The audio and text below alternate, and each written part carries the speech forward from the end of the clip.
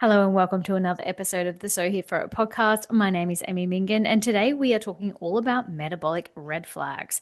So if you're somebody who has experienced brain fog, you struggle in the afternoon to concentrate, you get that like 2:30-itis that a lot of people talk about, maybe you're craving sugar, this episode is for you. So here's the thing about metabolic red flags. By the time you feel these symptoms like brain fog, like tiredness, cravings, hormonal imbalances, your metabolism has been waving a red flag for quite a while. You just haven't realized it. Today, we're going to dive deep into understanding exactly these signals that your body is sending you and teaching you how to listen and then what to do about them. Naturopath who has worked with thousands of women over my 18 years of being in clinic, I can tell you this. So many women, when they hit this over 35 perimenopausal age, they say it feels like the weight gain happened overnight. It feels like I'm not myself anymore. It feels like all of this stuff that used to work, it doesn't work anymore. And so that's why I want to really hone in on it in this episode, because this is going to change your life. Let's start with perimenopause. It sometimes begins as early as 30, but I'm seeing it in the 35-year-olds. I'm seeing it in the 40-year-olds, 45-year-olds, definitely all the way up to 50.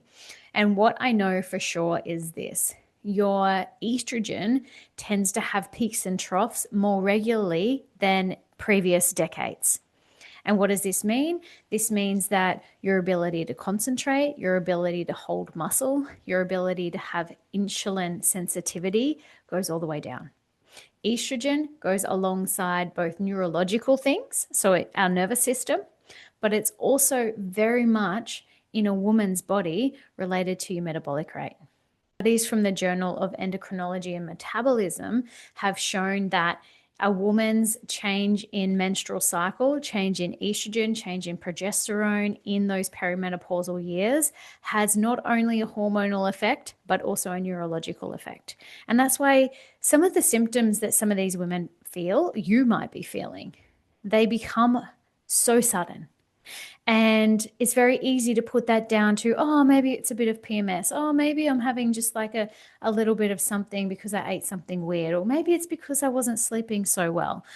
But bit by bit, all of these symptoms add up a bit like dominoes. And it's just going to take one thing more to put inside this symptom bucket that's going to make all those dominoes fall over. And maybe you've already experienced this. Of you who get brain fog, I have definitely had brain fog in the past, particularly after having kids and I was exhausted. The lack of sleep, oh my gosh, my brain was so foggy. But that was more a cortisol thing. So in perimenopause, it's not just because you're exhausted or just because it's cortisol, it's actually related to estrogen's role with glucose metabolism. Now, our brain actually utilizes so much of our blood glucose. And you can imagine if we're not having enough estrogen or if estrogen isn't in the right amount, it's not that you don't have any, it's that it's not there in the right amount.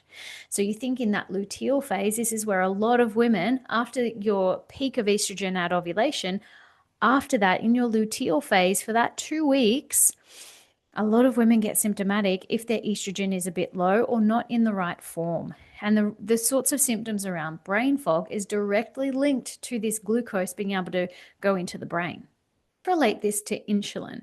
Insulin is secreted by our pancreas, and insulin is secreted in relationship to our blood glucose. So if our blood glucose is low, our insulin is low. If our blood glucose is high, our insulin is high. Over time, and particularly under the guise of estrogen doing this, it's going up and down and up and down, we can become insulin resistant. And insulin resistance doesn't mean that you're not producing insulin. It actually means that your insulin cells are not as sensitive as what they used to be. So your ability to utilize the insulin becomes lower. There might be enough, but your cell is not uptaking it. And what this means is the cells become resistant, which means we've still got lots of glucose going around in the blood, which means the body is going to think that you actually need to put on weight. And that's why that midsection weight gain is so common in midlife for women. But here's the thing, it doesn't have to be this way. Just because it's common does not mean that it's normal.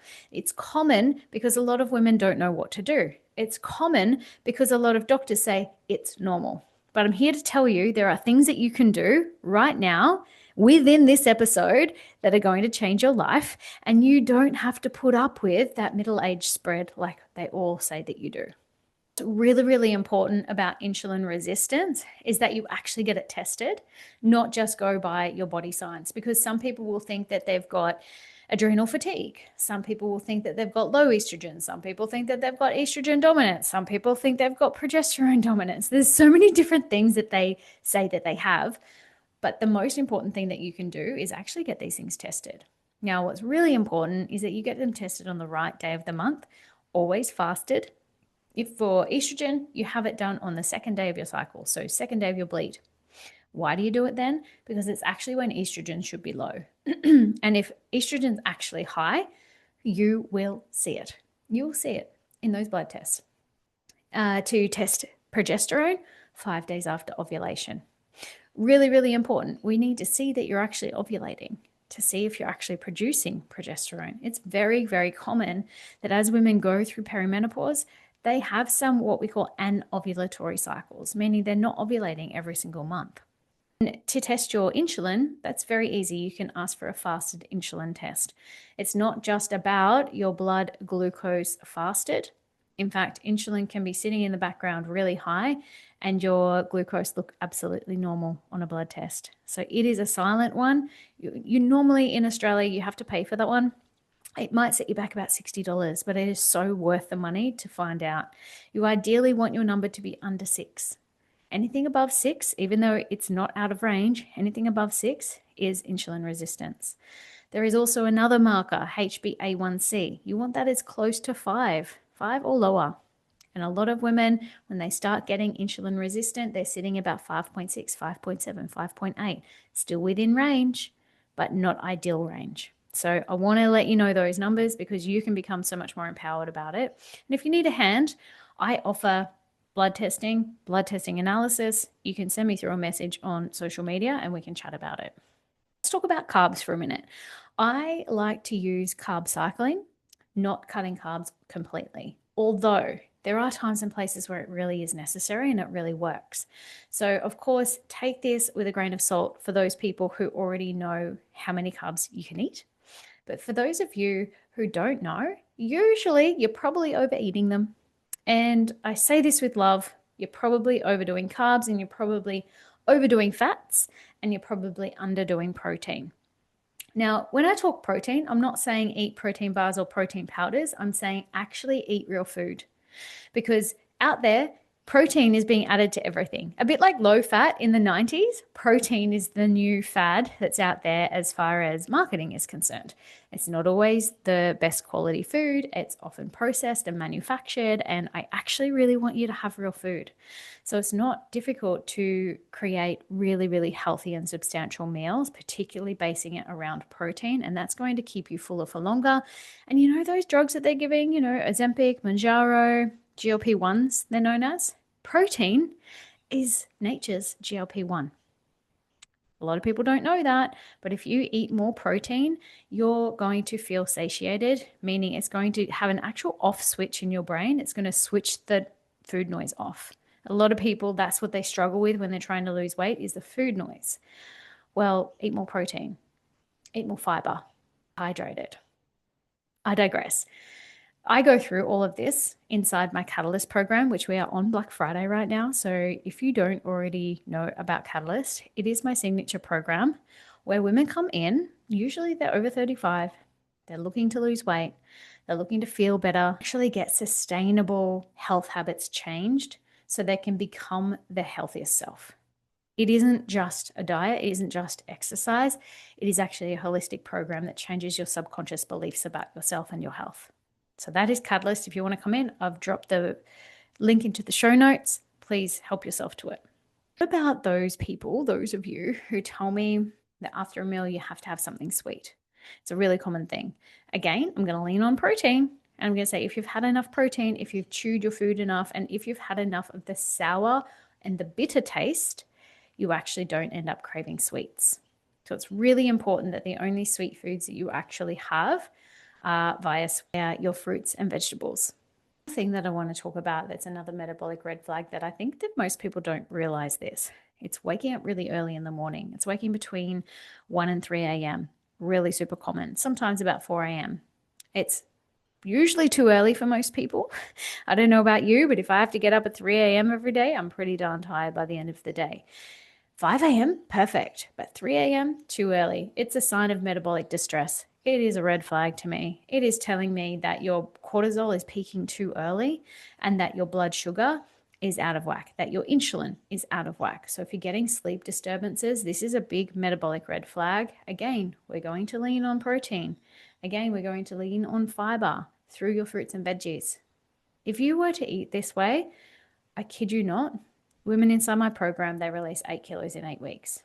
The vast majority of them, unless they don't need to release that much. So if you want in on this, tap the link. Sometimes people are talking about this midsection weight gain, and it's not from bloating, and it's definitely not just flab. It's coming from internal.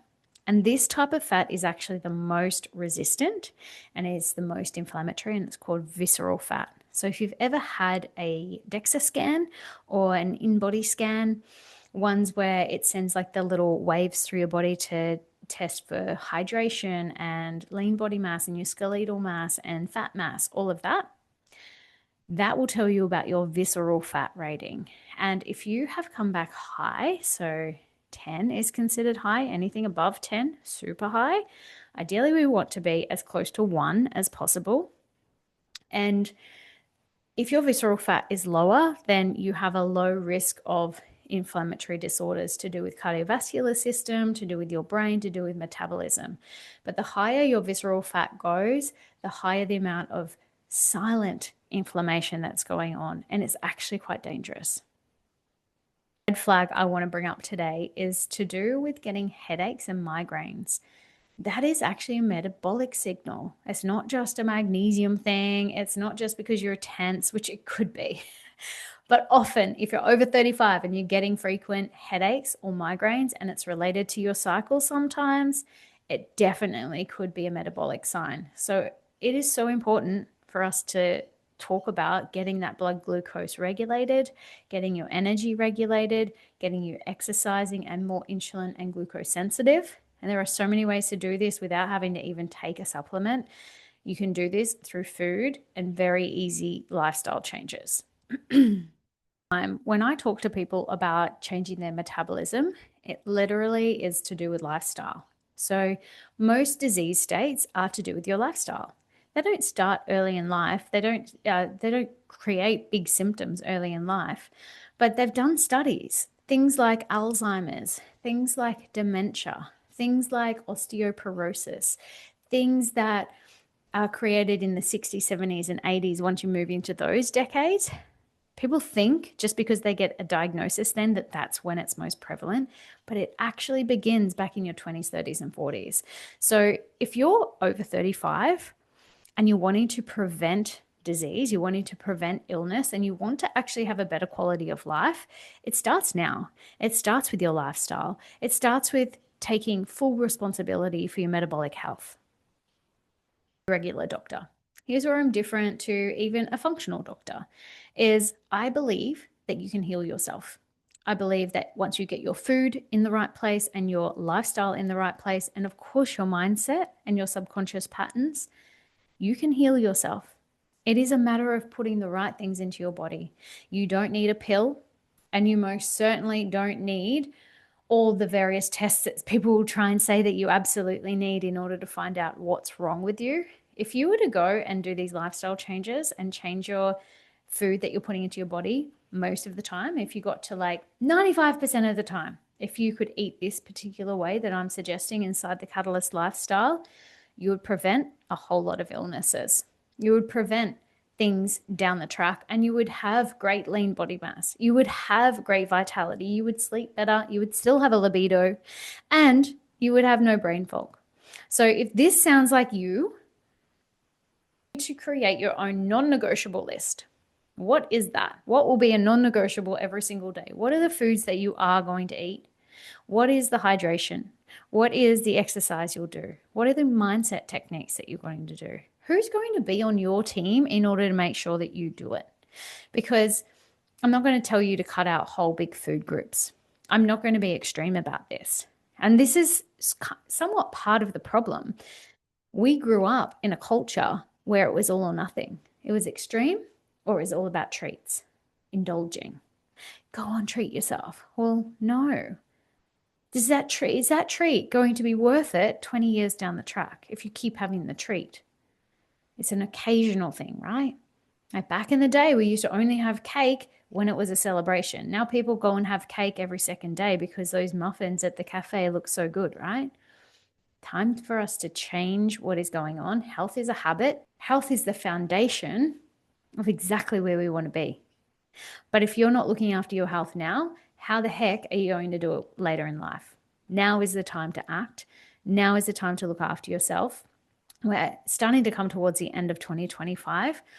I kid you not, if you started today, your whole world will change by the time you get to 2026.